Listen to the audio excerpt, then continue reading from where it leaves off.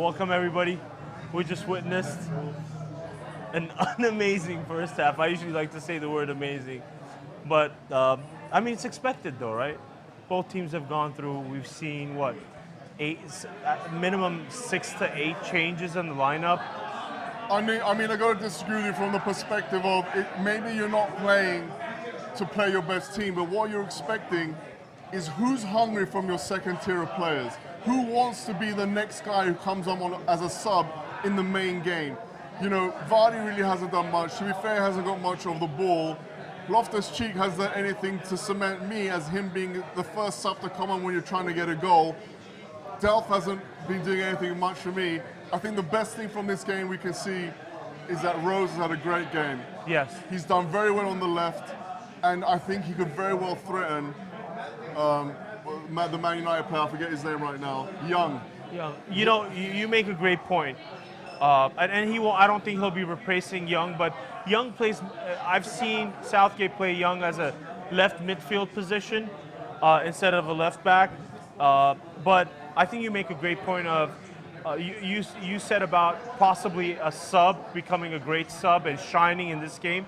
I think potentially if you play really well in this game, you might even replace a starter. What's the problem? Okay. It looks like we had a little bit of a audio malfunction, but let's hit up Group H, what we saw earlier today. And we saw Colombia beating Senegal and Poland beating Japan. But I want to talk about Colombia-Senegal because Senegal had the chance to be on top of this group with a win or possibly even with a draw, but they really needed this win to cement their position on top of the group, and they would have ended up on the better side of the weaker side of the bracket. And you made a good point about Senegal and how they went into this game. And I want you to talk a little bit about that. Because we spoke about it yesterday, toward the last couple of days, about a team really needing to win and them going for a draw. You know what it is? Look, it's like when you're playing football and you play at a certain tempo and you get used to playing in that tempo, it's kind of hard unless all your players are really, really good to jump up 3 or 4 gears. Like when you see Federer do that in tennis, you know he can do it in tennis because he's the best player in the world. Same with some other players. But this Nigeria side came into the game knowing they needed a draw and played in a relaxed manner. You mean Senegal? I mean Senegal, my apologies. And the same with Nigeria in the last Argentina game. I mean, same thing. It's about experience. It's about was their World Cup final because in reality, they're not going to win the World Cup. So you've got to play this game, your last game that you could potentially play in the World Cup, with so much fire and intensity that even your fans like it. And you had Senegal topping the group. I did. It could have happened if they were able to pull off, which they could have. It was within their grasp. Yeah. You know, and so it's a little bit disappointing. And now they're out. Colombia's on top of the group, and they'll be facing the second place of this match that we're watching. Poland, Japan. No, I mean not much there. You said it while we were watching the first half. You said that's probably one of the worst matches you've seen in the World Cup currently. Well, it's not from the perspective of it being a boring game, but from the perspective that Japan just took their foot off the gas. And they could have topped the group. Japan could have topped the group. You know, I think these players are more thinking about getting injured or getting a yellow card and then it not being well for them in the later stages. I mean, look, the old adage of going down with your guns blazing means you've got to play with that intensity.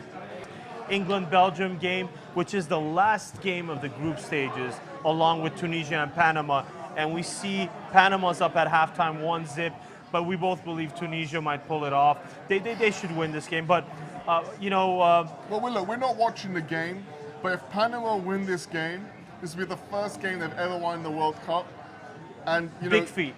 Huge. And Tunisia's a great team. Yeah, of course Tunisia is I want to give kudos to the African nation countries. You had Egypt, Morocco, Tunisia, Senegal, Nigeria.